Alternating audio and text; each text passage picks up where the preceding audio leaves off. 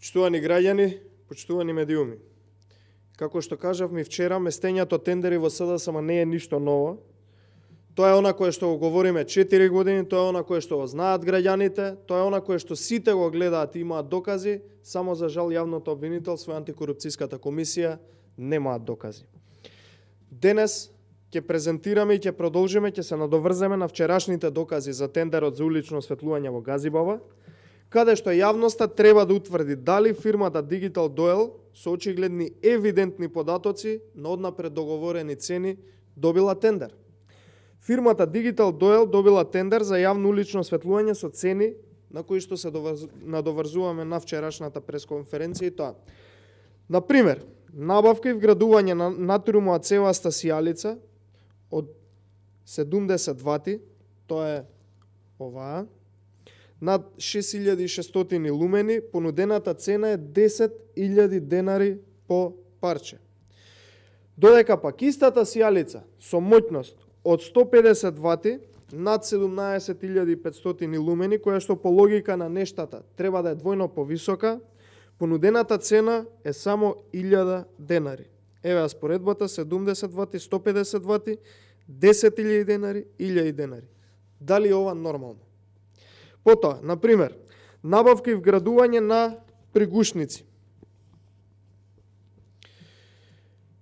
Цените се следни.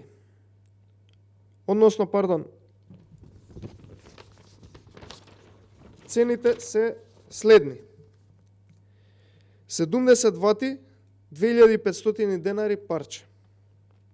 Двојно и 5 пати помоќни од 150 вати и 400 вати чинат по 1 денар парче. Кој кого манипулира? Истото се случува и со LED уличните асиметрични светилки. Тоа се овие тука. Парче со моќност 30 до 45 вати чини 5000 денари, додека пак сите останати кои се двојно, тројно или 5 или 6 пати помоќни чинат околу 500 денари по парче. Поочигледно од ова нема дека однапред се знаело што и како ќе се работи на овој тендер. Почитувани, ова е само дел од цените и начинот на кој има простор за сомневање за предност во добивање на тендерот од страна на оваа фирма Digital Doyle во општина Газибаба, но за тоа треба да утврди јавното обвинителство дали имало такво нешто или не.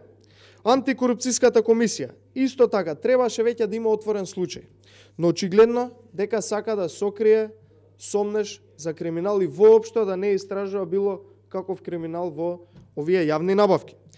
Ваквиот начин на функционирање и добивање тендери очигледно добро функционирал како пракса секаде, ама баш секаде онаму каде што СДСМ има своји кадри за функционери. Дали сега на јавноста е јасно како СДСМ ги трошеле нивните пари? Истото се случува и низ институциите на државната власт, каде што СДСМ има централната власт, што всушност покажува дека не се работи за изолиран случај, туку за начин на функционирање на СДСМ како политичка партија и нивните кадри. Парите на граѓаните на овој начин били испумпувани и завршувале по нечии џебови. Да не се чудите после како од просечни граѓани, после функционерите стануваат милионери, а пред тоа немале никаков основ да заработат огромни суми на пари. Благодарам.